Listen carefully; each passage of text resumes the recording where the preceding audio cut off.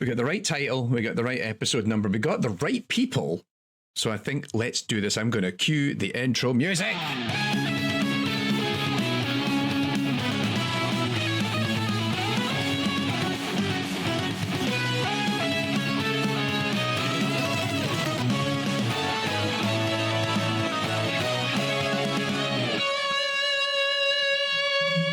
Good morning, afternoon, evening, whenever it is you're consuming your podcast content. We have somehow made it. We've somehow made it to episode 20 of the Branching Factor podcast. I am your host, Tommy Thompson, and I'm here to present this wonderful 45 minutes to an hour's worth of entertainment brought to you in association with Model AI. And to celebrate us hitting the 20th anniversary, we've got the 20th episode. We've got two wonderful guests joining us. Most importantly, I think, really, let's just celebrate. Quang is back in the house. Hello, sir. How are you? Hello. Yeah, good. Been really busy. So it's great to be back on the pod. Great to have you back. And also a long-time friend of the show who I haven't seen in person for a very, very long time. Please give a warm welcome to Jupiter Hadley. Hello. You've made it. We're here. And yeah, so actually we've got a really exciting thing to talk about today. We're here to talk critically about Brilliant Indie Treasures, which is an event that Jupiter and Quang alongside Dan Sullivan are running later this year in July. Down in Brighton in sunny United Kingdom. Well, hopefully it'll be sunny by the time we get to early July in the UK. Jury's out, right? I mean, I think it can be sunny. There was one year where I got suntan from the event and the tan didn't go away for over a year. I had a tan line for over a year from That's a lot of sun. That's a lot of sun. And, you know, Hopefully it'll be sunny. You've got a bit more going for you than I do. I mean, I'm a very pale Scottish guy. So if you're getting that kind of level of, I'm grateful I wasn't there. I would have just looked like a lobster maybe for about 9 months or whatever. Yeah.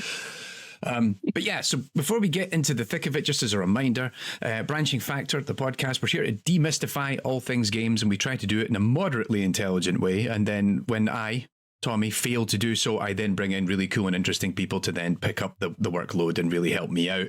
Hence, of course, we've got Jupiter and Quang joining me today.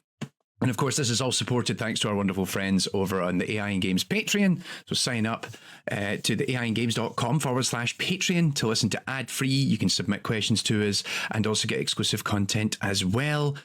And so there we go. I've done the sale. I've sold the thing. Let's. Yeah, Jupiter, we were just talking about this before we came on the air. Like, we haven't seen each other in forever. Like, Years. At GDC. Like, Why weren't you at WASD yesterday? Yeah, I know. And I really wanted to be at WASD. I actually know I can say, because by the time that this airs, it'll be out. I've been spending the last several months working on an hour-long feature-length episode of AI and Games, which goes live tomorrow. So I spent the weekend doing final cleanup on the YouTube episode, and all these things. If I had been better prepared, I would have done weeks ago, and then I could have came to WASD. So what I'm really saying is, I'm a terrible person, and I really should have been at WASD because my indie friends, because I was at WSD last year. But yeah, how was WASD? How was WASD this year? Also, you're the first person I've met that calls it WASD and not just WASD, now that I think about it. Yeah, I call it WASD, not just WASD. I don't know how to say it anymore. Their Twitter said it was like WISD or RISD, where they were doing lots of words on Twitter. Their marketing was everywhere. WASD has really good vibes. I do miss RESD, and I do feel like I still love RESD. And there are not as many games at WASD. And there's a lot of places where you sit down at one computer and there's many games. And I find that very hard to do because you wait a long time to get to that computer and it's got like 4 games on it, or they had Steam Decks for the London Games Festival and those had lots of games on it. But the vibes and the general amount of indie developers was really fantastic. And they had the giant Cult of the Lamb walking around with his blood eyes, who I think is fantastic.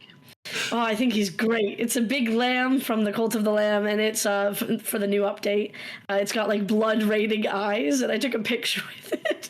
was fantastic. I'll need to get a shot of that, and we can stick it or link to it in the show notes or something. But no, that's good to hear as well, because like, you know, after the last couple of years, COVID and everything else, like, and then also like Rezzed disappearing, like spaces for indies to be able to show their stuff and actually even just communicate and just hang out and socialize, I think has been, I felt under threat, as it were. Which is the complete flip side to, like I said, the last time you and I bumped into each other was on a crosswalk at GDC 2023. We had a quick hug and said, I'll catch up with you later in the week. Never saw each other again. 13 months pass. And also I seem to be going to the wrong events because you're not at them. Quang's turned up to the Barclays event you were at with Quang, I was meant to be at, and my middle child came home with tonsillitis. I don't have tonsils. Thought I'd be fine. Definitely caught tonsillitis from her. Oh no. And had no voice, sore throat, was feeling absolutely horrible, and had a really busy week that week as well. So that was terrible, but I was meant to be there. Well, there we go. Now we know for sure. I didn't know you could get tonsils. Ships missing each other. I'm learning new things. I didn't know you could get tonsillitis without tonsils. Like that's. I don't think she had tonsillitis. I think she had a sore throat, and because it was called tonsillitis, I was like, I'm not going to get sick. See, I'm learning too many things. This is why I'm a tech nerd who just doesn't. I don't have life skills. That's my critical part. I think Quang's kept me alive at many an event. Just like water's over there, wings are over there. So other people are there for social comfort. You have to look after all your indie people. It's very important that, you know, the community sticks together and we help each other out. I mean, we talked about this way back on, like, I think the first episode that you were on, Quang, because it was like, that was kind of how I got to know you, because you were like this great shepherd, the Sherpa who would turn up and go, indie developers this way, and then we'd all hang out, and it's kind of this communal thing after an event or whatever, which was really good fun. Speaking of event, let's get into it. So yeah, you guys are running Brilliant Indie Treasures, an evening of indie gaming right by the seaside. It says, according to the website. I did my research in advance of the episode, with over 50 games, and it's going to be running on the 10th of July, from 4 o'clock till 8 o'clock, the 10th of July 2024. And it's yourselves and Dan Sullivan, who is also, you know, Jupiter, your partner in crime. So yeah, set the scene. How did this come about? I mean, I'm super excited for this event. I'm definitely going to be there because I know I'm down at Develop as well this year. So how did we end up with this coming to be? I think it's a combination of things. So we all go to Develop every year because we love it, because it's where you get to hang out with your other developer friends, and the industry gets together in the UK, and it's a nice day by the seaside, you know, well, I guess week by the seaside for some people. And they always had little fringe events going on, and those are probably my favorite parts of Develop, going to the fringe events, the little parties, the showcases and things like that, and the meetups. And one of our favorites ones used to be an event called Games by the Sea, which was great, but unfortunately Games by the Sea went away at some point. I think Jupes knows why. Do I know why? Games by the Sea, my understanding is, like, happened up until COVID. And then the people that ran some of the people that ran Game by the Sea, they don't live near London, near Brighton anymore. They've got families. They don't tend to be as involved in games because during COVID, a lot of people, like Quang Nguyen, moved away from London. A lot of people kind of moved out of London, further away, started buying houses and doing stuff like that. And then when COVID was done, I was really excited for all of these events that I loved to come back, but Games by the Sea didn't appear again because that group of people that ran it weren't quite there. They're at different jobs or at different spaces, so it became sort of a gap. We go to Develop every year, and the Develop does have a really lovely 10-game showcase, but last year those were the only games. There was no other real event where, apart from people bringing their laptops to bars, oh god, and just kind of setting it up at the loading bar, there was no real that's event. That's dangerous. Just bringing, but in this big communal social space, let me get my gaming laptop out to show you my build. Okay, it's very much indies though, guerrilla showcasing. Guerrilla Showcase. Very much so. Yeah, and I think that kind of speaks to a lot of, like, we're, wearing my AI hat. We've had the same thing for many years. Like, just when people are very focused on creating an event and building that community, and then of course life changes, your circumstances change, your priorities change, and then those events maybe don't run anymore. Like, we used to have a lot of AI events running in Europe for many years for game developers, and we don't have as many of them anymore. And that's again due to a shift of priorities. One day we'll fix that. I keep getting people asking me to fix that, but I'm here to talk to you because you guys know how to run events. I'm just an idiot with a YouTube channel. How hard can it be? How hard? Okay, well, I'll throw that back at you. How hard can it be, Jupiter? I would say in the past, so Jupiter and myself, along with Juju from Julian. Yeah. We used to run Game Makers Meetup. Yeah. Because there were back in the day there were meetups for Unity users and Unreal users, but there wasn't one for Game Maker, which was the engine I was using at the time. And I thought I want that to be a thing, and it's very much a thing where if you want something done, you need to kind of do it yourself. If you want the events to happen, you have to make the events happen. So I talked to Jupiter and Julian and said, can we make this a thing? Can we make Game Maker Meetup a thing? And yeah, they were totally on board, and we ran that for a year, every month, with talks and a wonderful. We had a game showcase, we had a game jam. Yeah, it was wonderful, and I think that sort of put us in the right place to start running events and putting on events.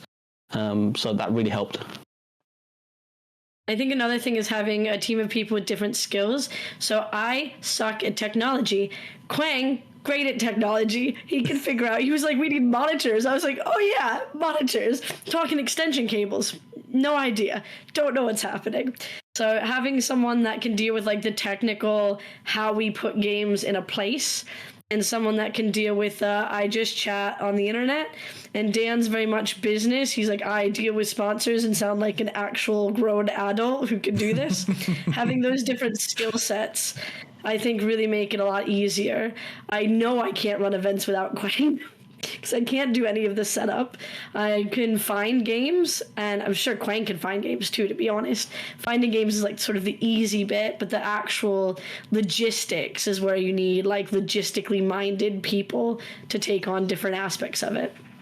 Right. I think certainly when I probably lean more towards Quang's side of that sort of that triangle. It's like, if we're going to run an event like this, we need if we're not going to have machines, then we just need to have monitors available. We need to have power options. We need to make sure it's all pat tested. We need to make sure there's probably Wi-Fi, and then test the Wi-Fi, and then what kind of bandwidth, like all those, like immediately I'm thinking technical issues.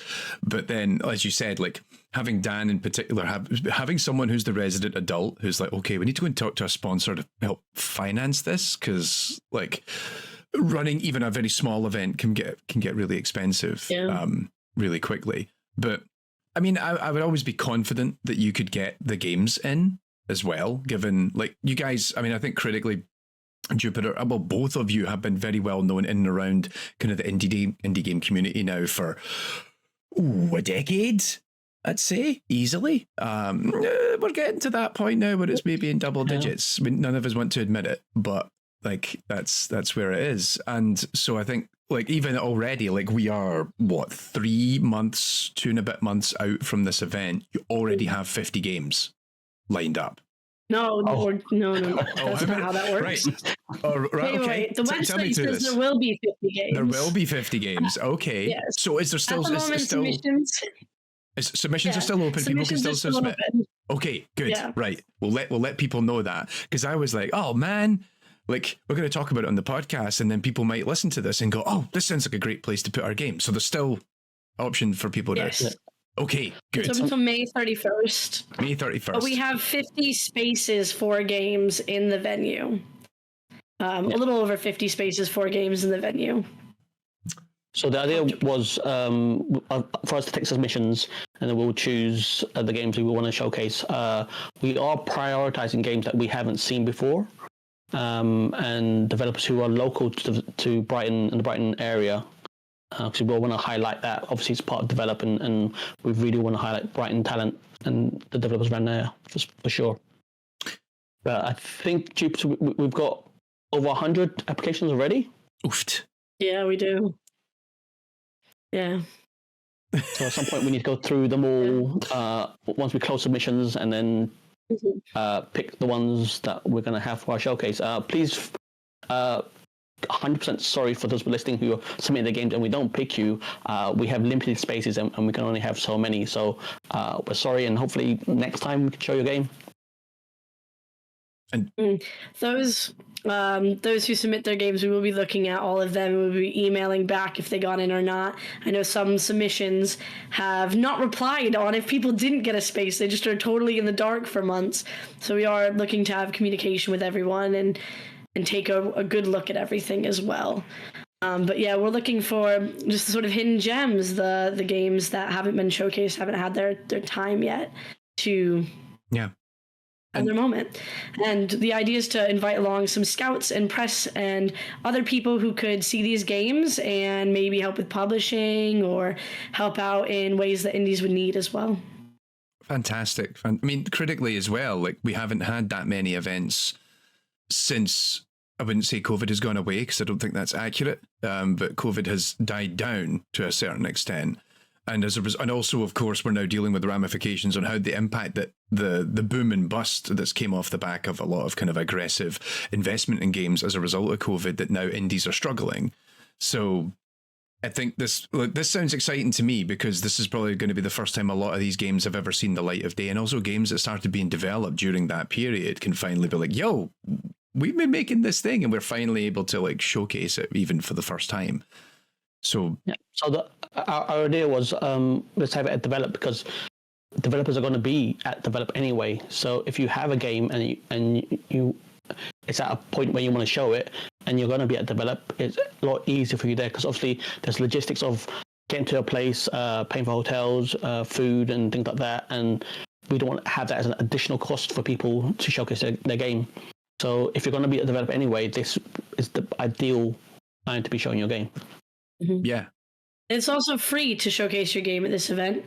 There's not a lot of free showcasing events for indies, as Quang would know, having showcased so many times. There's just not a lot of places where you can, for free, showcase your game and not have all of that cost associated with it. Right. I mean, even if we talk about, like you said, like WASD was last week, and that means you got to get into the centre of London. You got to figure out the logistics of being there. If you don't live local, you got to figure out a hotel or something. And also, like, I don't know the particulars of the costs of that event, but I showcased at Resd before. I know how much a booth at Resd cost, and that was a pretty penny. So if you've got an indie game that you're like not even sure you're going to, like, you need maybe publisher support to get it over the line, or you're not sure how it's going to pan out, like, that's a huge cost to try and then like swallow.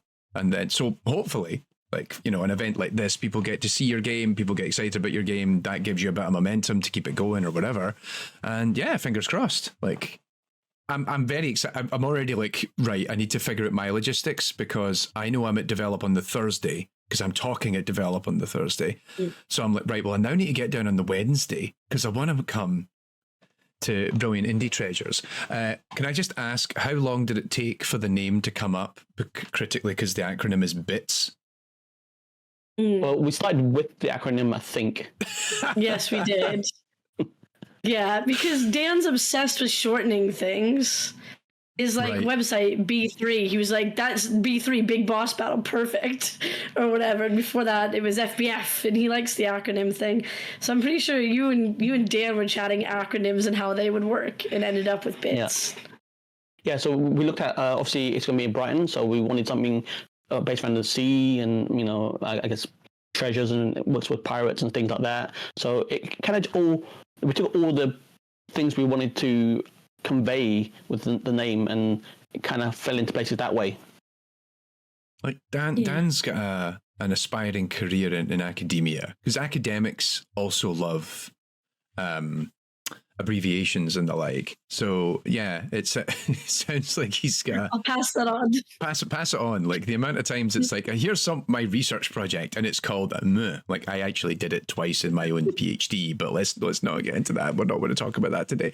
I think also I wanted to bring it up just because I thought this is an interesting tidbit for people who are not familiar with this space and the people familiar with the people. So this event is being hosted at Barclays Bank in Brighton. Which you might, hang on a minute, an indie video game showcase inside a bank.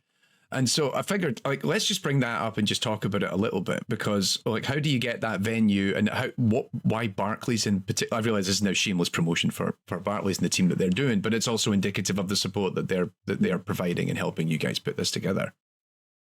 So a big part of it is Barclays Games, the division that looks after the games industry for Barclays. Have been really active in growing the games industry as a whole.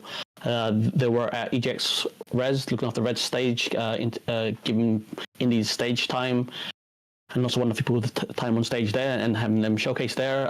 They're running their own event, the Barclays Frenzy, which is wonderful. And again, they're looking at 100 exhibitors there for a bunch of indie games to anything around the industry, and with talks and round tables. Yep.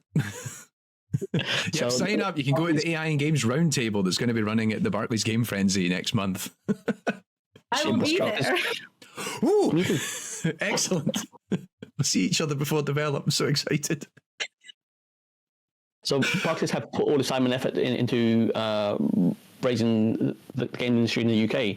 And I've been in talks with them, and they have something called the Eagle Labs, which is a bunch of locations they have around the country, which are wonderful co-working spaces and spaces available to do events and stuff. They're quite small, to be honest. I say small in terms of if we were to run brilliant indie treasures there, we could probably showcase maybe 10, 20 at the most games, I think. Right. But then JP, who's been wonderful helping us look at places, says, why don't we do it in the branch instead?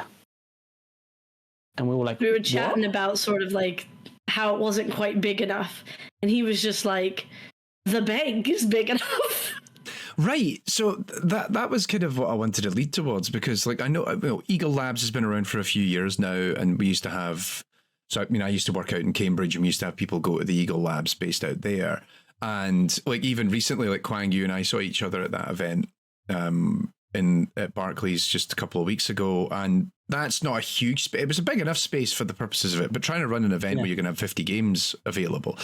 And then I noticed on the address, it's like, it's actually the bank branch itself. Like, that kind of speaks also to like the commitment, I guess, that Barclays have got. Although, how about like, I'm assuming that the branch was already going to close at like 3 or 4 o'clock that day. Yeah. But even then, it's like, okay, we're going to maybe shut down a little bit earlier so you can go in and set up an entire event inside the branch. Like, that's such a bonkers venue for an event like this. Like, I mean, it'll be one for the history books, I think, for sure. We kept going on like to see the venue, to see the area, and so we'd be walking around, just like the three of us walking around taking pictures, and bank staff would be like, what are you doing, what's going on? Well, they think you're casing the place. They think this is a heist. And at one point Dan was like, so can we get a blueprint so that we can plan stuff out? And it's like, we're asking for a blueprint of a bank. measuring doorways and things. Yeah, like how much explosives do we need to get to the vault, you know? Just in broad daylight as well, by the way. We were doing this just in broad daylight, just at the midday on a Wednesday. All wearing your Payday 2 t-shirts at the time, just like, oh yeah, just, you know, gonna... No, that's absolutely bonkers. I think that's I'm excited. I'm already super excited just to go to this because one, it's catering to a very specific need within the industry, and also like, I mean, you two are great, so I am pretty confident that this event is going to be smashing. And then just how often do you get to go to an event? And there's a handful of looking back over my career, there's a handful of events I've been to where I'm like, that was an interesting venue. That this will be on that list. This will be on that list for sure. Like, I guess, I mean, naturally we can't go into too much of that, but is that caused you all sorts of, is there like kind of interesting logistical challenges that come with that? Because are they then like, right, well, you know, you've only got it for the night and we need to reopen the branch in the morning. Yeah. And so yeah. does that mean you've got a late night ahead of you then, like after it all wraps up? Oh, the thing is, the venue itself has a hard close at 9 p.m., which means when the event, basically the alarms turn on, everything locks up, so we can't be there past 9 p.m. So we've had to end the event at 8 p.m., giving us a tight 1 hour to tidy up and get everyone out in time. So theoretically, it should be fine. You know, if it's 50 games, that's not so bad. The space itself it's such a wonderful space. We could theoretically fit 100 or more developers in there, but we don't think that's a great idea in terms of how much time we have. So we have it for 4 hours, how long it would take to set up, how long it would take to break down, how many games you could actually see in 4 hours.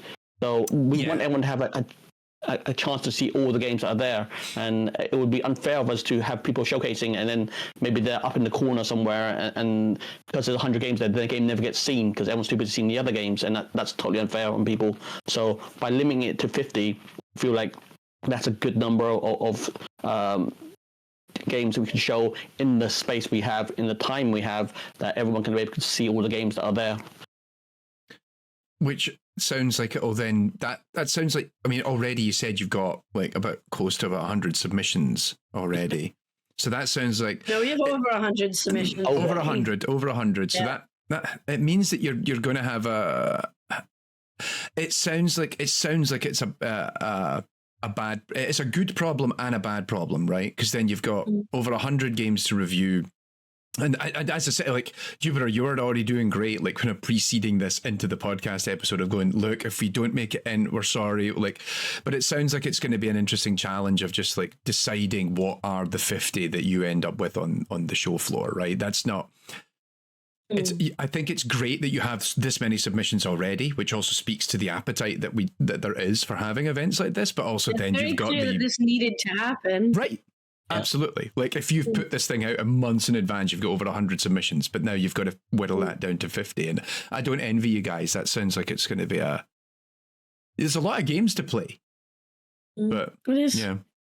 Let's see. When we put out, I think we started submissions beginning of this month. Was it, Jupes? I can't remember. Either like mid last month we had the forum up and then we started actually saying it to people. We haven't really like shouted about it that much yet because obviously people that far back don't really know if their game's going to be ready and don't know if they want to be showcasing just yet. During May we're going to be pushing it a lot more harder and showing people that they can apply. But the fact that we already got over 100 before we even hit May is insane. Yeah, like it's, and also I guess you know, you're like you said, like they don't know whether their game's going to be ready, but you're also looking at the timeline of other events of going, right, well, we don't want to make a huge amount of noise about this right when WASD is about to kick off or something, because then you're getting in each other's way and like it dilutes for that. So you're kind of having to be a bit more strategic about, okay, well, we've got a bit of a lull here so we can make a big push there, etc. But is there actually, I think it's worth saying, is there any particular things that you would say for people who are interested in applying? Not that you're struggling to get submissions, but key things that maybe that they should be aware of going into expectations of, like, maybe you don't really have space, for example, for like a kind of crazy alt control GDC style kind of exhibit, or do you? Like, maybe take a moment just to kind of clarify, like, hey, here's the things we're looking for and here's the things that we maybe can't cater towards, just in case anyone's listening and wants to try their hand themselves. So I guess at the moment we're currently in talks with sponsors, and depending on how sponsorship turns out, we may have more space available because the venue's on 2 floors. And at the base level, we can use the bottom floor. Is that where the vault get is? Enough sponsorship. Is that where all the money is? We're not going into the vault. The sponsor vault opens and all the sponsor money pours out. No, I wish. But yeah, if the sponsorship comes in, we'll get the top floor as well available. So that will give us space for doing maybe VR games or, as in alt control games. And that would be wonderful to have because they're all part of the fabric of indie games for sure. Yeah. There's not like anything that's a hard no. Did have one person ask if they could put on like a interactive stage show with like an audience. That was sorry. Sounds great. Don't have room. Interesting concept though. But apply anyway. If you have anything, apply. The worst that can happen is we say no, you're not out of any cost or anything. It doesn't, it's just apply. Fill out the form well. It's pretty straightforward. There are lots of questions, but having a link to your build is a must, I would say. But yeah, we'll be looking through everything very thoroughly. And if you have even something you think isn't quite ready yet, or your build isn't quite up to scratch yet, you'll be your hardest judge. So just submit it. Nothing to lose. If you have a press kit, please, if you don't have, don't have a press kit, get one sorted. If you do, make sure it's up to date and you have all the details there because not just for us, but also for the press themselves, the easier you make their lives, the more likely they are to cover your game. So make sure your press kit's up to date. That's experience talking right there. Like, don't judge your builds too harshly. Make sure your press kit is up to date. We'll be sure to make sure that all the links relevant to the event and like the submission form and everything, they'll be in the show notes for people if they want to check this out themselves afterwards and save them having to do a couple of Googles. But right there, instant access. But yes, get your press kit up to date. That was always the bit that I hated doing personally because I didn't. It's simple. Right, but it's also the bit that I'm like, oh, but then I get really finicky about the screenshots that you take and the video footage that you record. And so I'm like, I just press the screenshots don't matter so much. We just need to have them. Right.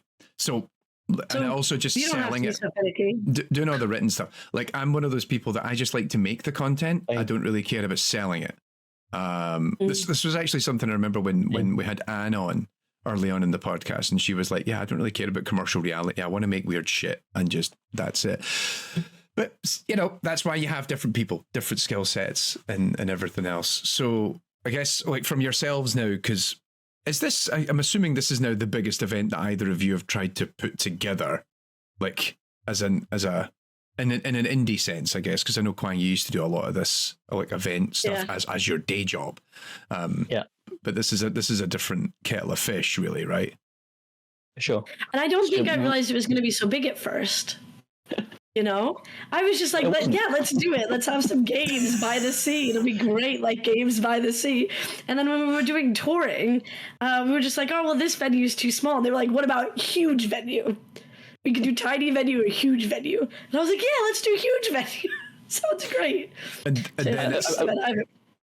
Basically came down to JP because originally we were looking at a showcase of doing 10 to 20 games and thought that was a manageable amount of games we could do. And then when JP obviously offered up the branch itself, it was like the possibilities just blew wide open. So big shout out to JP and also Elaine from Barclays. They've been great with supporting us and helping us put this together for sure. There we go. We canceled our other site viewing as well that day when we looked at the bank. We were like, no, if you're going to offer us the bank, no, yeah, this is amazing. We're fine here. This is it. And like, because in the back of my head, I'm like, well, how do you pay for that? Like, oh, let's go check out the really big venue. Like, I feel like you'd be running forward going, let's go check out the big venue. And in the back, I'm the one sitting there going, but how do you find money to I mean, certainly I think with like JP and the team at Barclays, that's kind of resolved that issue, but then also just in general, like, and I guess this is why you've got Dan around. Dan's like, I'll deal with the sponsor stuff, I'll go speak to these people and make sure we can find money for the, like, that's the bit when I think about trying to put an event together, I'm like, where does the money come from to make that happen? And I'm looking like, I have £20, this is not enough to run an event. But I'm super excited as well because I distinctly recall, I think, Quang, you and I had a very brief conversation about running this event like last year. I think you were just sort of airing a frustration at Develop. We had a brief couple of catch-ups at Develop, and I think you briefly were like, oh, we need something for the indies. Yeah. And Yeah, I think this has been brewing for a little while. Myself and Jupiter obviously also talked about it for a while. And the fact that Games by the Sea went away left a void, and we felt like that needed filling. So putting on an event of ourselves, again, as I said before, with Game Maker Meetup, is it didn't exist anymore. So we had to do it ourselves because no one else seems to be doing it. We didn't want to tread on anyone's feet with putting an event on like this, but we couldn't see anyone else was doing anything like this. So let's make that happen. And it's been a while coming. Like I'm always like super excited and also very proud of the people that I hang out with, because so many of them who are just like, I'm not happy about the state of things. We need to fix this thing, and I don't know how. And then I'm just going to do it myself. And then like I just kind of like, oh, they're running an event now. Fucking A, fantastic. That's exactly what it should be the case. So, and now. I mean, I'm just excited. I don't know. We're now in this weird situation where I'm like, I really want this event to happen. I'll need to. Well, last year we did Branching Factor at Develop, so we did that, which was really just George and I in a coffee shop somewhere. But we'll need to go. I'll need to come down and at least record a bunch of stuff, and at least let everybody see this afterwards and be like, "Yo, look, they actually did the thing. This is super cool." But yeah, it's definitely 100% happening. We're committed. We're going down with the ship at this point. It's happening. You were saying about having Dan aboard to sort out sponsorships and things, and where do we get the money to do things like this? So originally, between the three of us, we said we would fund it ourselves. Obviously, it would be a lot smaller. It would be 10 games in a small venue that we could fund ourselves. And the idea is to obviously get sponsorship so we can make it a bigger event and cover the cost of things. We're not looking to make any money off this. No. Right. Basically, it's a community thing. We want to showcase indie games. We come from an indie background, and that's what we want to do first and foremost. But to make things happen, you need money. So bringing in sponsors allows us to make it a much bigger and a much better event. So even if the sponsors didn't come along, we would have still went ahead with it. It would have been smaller though, but still would have happened. Yes, and with sponsors, we can do more stuff like have better signage and have drinks, have food. Just like money from sponsors is going back into making the event better than what it could be on three people's spare change. If that makes sense. No, like I didn't even think that this is it's some money grabbing enterprise by these fellas. It's like no. Like I figured 100% of that money is going back into making that event like as awesome as it's going to be. Because also it's a case of like, and I think that's something a lot of people don't really think about when you build an event like this. Like, we need to have marketing flyers. We need to have a website. We need to have logos. We need to have promotional assets. I want to make sure that there is some sort of drinks, even if it's just water, available for people to have at an event like this. Like, these are all costs that just rack up. And it's not cheap either, not just because, the economy in the UK is generally becoming a very expensive hellhole, but just it is all these little things that can just stack up on you very quickly. Like, is there, I was going to say, doing our designing, it was like there was so many little things that were being written down, and I was like, we do want that. Oh, okay.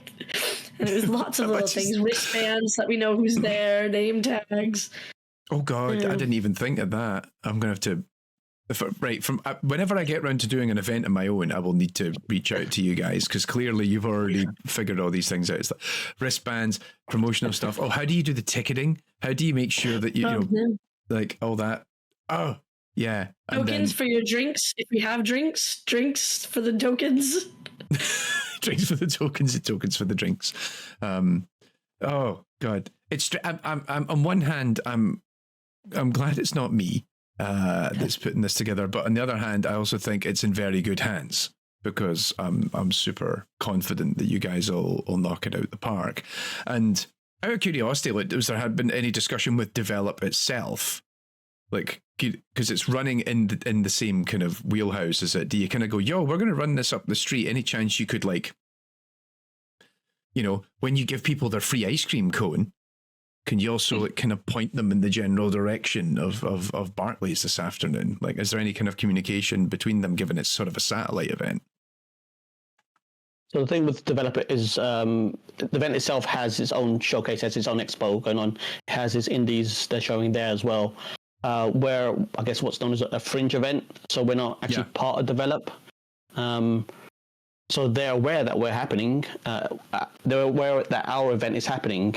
Whether they act upon that or not, that's obviously down to them. We are in no way treading on their toes. The time we chose between 4 and 8 should be enough time on a Wednesday. You know, it should be enough time outside of other events. Finding the time slot was very difficult because there's something happening on Tuesday, something happening on Wednesday, something on Thursday. Those are the 3 days that develop happens, and trying to find where your event can slot in. We decided Wednesday was probably the best slot for us, and with it being 4 p.m. to 8 p.m., we're not treading on any of the parties, which happen later on anyway, and then it's later on in the day that we feel like that's okay. So hopefully we find a good space and for it to fit. Yeah, like you say, 4 o'clock. Usually by that point, most of the talks are done. You've done the bulk of the talks at that point, and then it's hey, if you're going to go to this thing before you go to a party or whatever. And also critically, that means that it can wrap up. You'll get out the door before the alarm turns on, and then you guys can go and grab something to eat and just kind of decompress a little bit, rather than suddenly being like shell shocked at about 11 o'clock or midnight and then being like, I need a sandwich. Is there a Sainsbury's still open? Like, like, what do you do? Yeah, I think with that, what we'll do is we'll start bringing it to a close. Any other things, anything else we want to push, we want to sell, we want to get out there to people? Any other big reminders for this event? Knowing full well this episode will probably air in about 2 weeks from now, so mid-May. So I will say, the website's brilliantindietreasures.com. Check out the social medias because all the information will be going on there. Twitter, Instagram. I think that's those two. Twitter and Instagram. We're bits_showcase. Is that correct? I should know these things. We'll put it in the show notes. Don't worry, it'll be there. We'll link it all in there. Get your game submitted before the end of May. If you're not sure, submit it anyway. Ultimately, we're going to go through them. I think we've given ourselves a month to go through them. Is that right? Yes. We're giving us a good amount of time to go through them. Just see Jupiter like doing the math, like the equations. I think originally we had said like it won't take that long. Not that many people will enter, but yes, we will. It'll be a month. Yes. Yeah. Come to develop. Develop's a wonderful event. It's probably in my opinion, the best community industry event there is. It's down in Brighton. Brighton's lovely. There's wonderful places to eat. And just having the community around you and talk to people, bring business cards with you, come to develop. You don't need a ticket for develop. Lots of people don't have a ticket for develop. They're still in the bar. They're still going to all the fringe events. It's very much our GDC. I feel like it's England's GDC. It's where everyone hangs out, and it's super friendly, and it's really fun. We'd like to say we do have like help with this event. We've had a lot of people who've been really amazing. Ryan from Lost in Cult is doing a bunch of like little marketing bits for us, which has been very, very lovely to have him on board. And the fellas over at Debug Magazine have helped us out with monitors, and Barclays obviously are hosting us. So it's been really great to see other people also take this on and like chip in to help out for this event that we just want to run.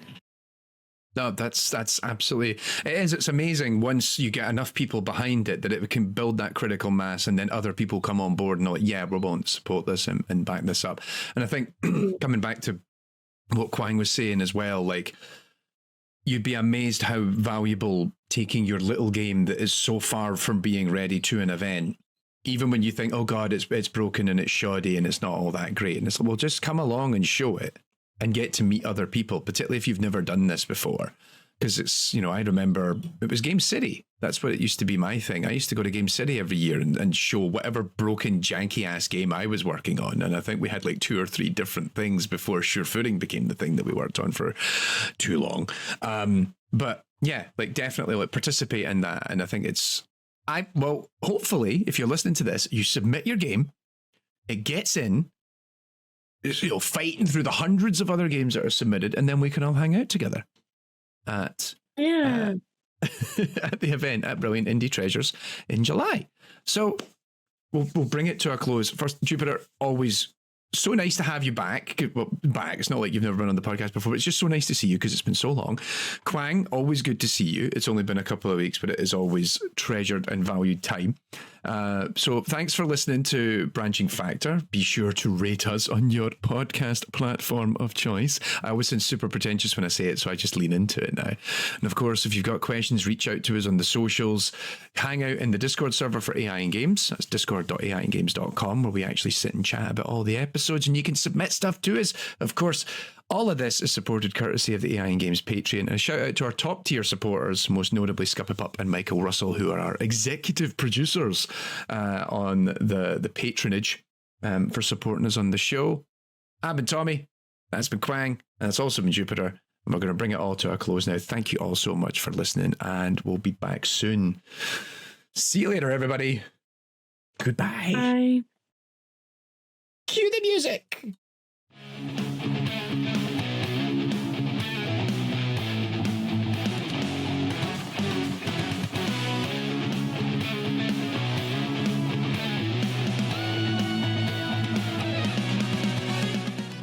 The Branching Factor podcast is hosted and produced by me, Tommy Thompson, with support from Anne Sullivan, George Osborne, Mike Cook, and Quang Nguyen.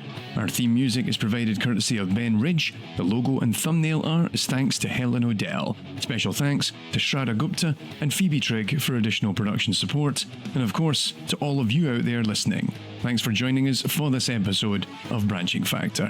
Wherever you are in the world, be sure to stay safe, have fun, and we'll be back.